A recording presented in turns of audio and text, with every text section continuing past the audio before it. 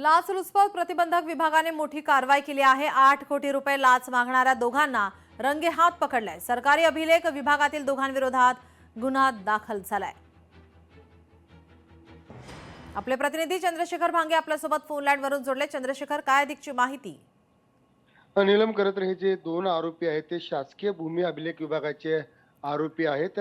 पुणे लष्कर परिसरामध्ये जी 22 एकर जागा आहे त्या 22 एकर जागेच्या संदर्भामध्ये नोंदणी करण्यासाठी या आरोपीनं लाच मागितली होती। तब्बल 8 कोटी रुपयाची सगळी लाच जी आहे ती मागितली होती आणि या लाचेचा पहिला जो हप्ता आहे तो स्वीकारण्यासाठी याच्यातले जे आरोपी आहेत ते काल रात्रीच्या सुमारास जे ते पुण्यातील नवी पेठ या परिसरामध्ये आले होते। विनोद देशमुख आणि भास्कर पोळ असं या दोघा आरोपींचं नाव आहे आणि या दोन्ही आरोपीनं 8 कोटी रुपयाची लाच मागितली होती आणि पहिला हप्ता जो 30 लाख रुपयाचा तो स्वीकारताना काल त्यांना पकडलेला आहे। नीलम जी, धन्यवाद चंद्रशेखर, आपण दिलेल्या सविस्तर माहितीसाठी।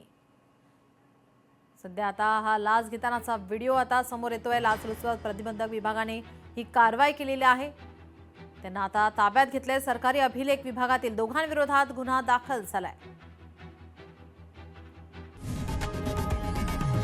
लोकशाही मराठी ऐका, पहा, जागरूक रहा।